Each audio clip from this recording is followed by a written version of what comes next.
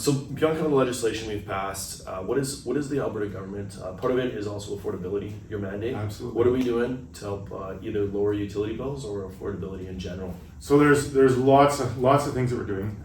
In terms of electricity, there are 4 distinct parts that we're working on. One is generation. You've got to have enough generation to bring those prices down. If you don't have enough generation, it can really impact your bills, which is why we tend to see price spikes either in the summer when it's really hot and people are using a lot of electricity and we can't quite keep up, or in a really cold winter when we're not. We've got a lot of generation online, and right now, currently, we have a huge surplus. So prices are some of the lowest we've ever seen in Alberta for generation. But people are saying, what about the rest of my bill's still high, what's up with that? Well, that's when we get to the middle part, which is transmission distribution. Transmission is like the trunk lines, the big lines getting electricity north, south, east, west in big runs. You can't take out that infrastructure. It's built. We're paying that down. It's expensive. And distribution is the small branch lines that go into communities and into homes and farms and businesses. And again, you can't take that out. So how do we lower those costs? That's what we're working on next, which is there's 2 ways to lower it. Either we have a whole lot more load without building a whole lot of infrastructure, so we share that cost with a lot more people, or we share the cost with more people external to Alberta. So really 2 options there, and we're working on both. We want to, and this is the beauty of our free market, we can attract a lot of people coming here. Look at the population explosion in the last 2 years. Almost 500,000 people have moved here.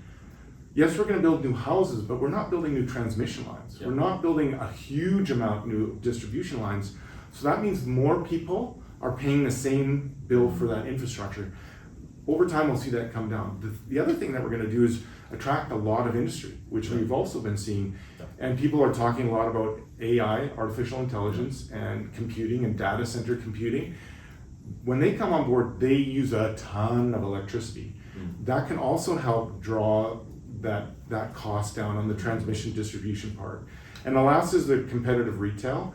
Again, they're really responding to the different things there. The bill that we just talked about, Bill 19, the private retailers will really be impacted by that, and they'll have to make sure they make adjustments. But we believe in working with them that's going to increase that competition to provide better rates, more innovative rates, more products for people to choose from, which also, good competition will also lower that price. So we're trying to hit all 4 sections of that market. It takes time. We're in the middle of restructuring our electricity market because it was set up 25 years ago before we even talked about things like wind and solar and their unique challenges of intermittency. A lot of work going on. It's really going to start taking shape next year in 2025 through 2026 and 2027. Prices are coming down as we add that load, as people move here and businesses move here. We can spread that cost out amongst other people, and we're in a very, very positive direction right now.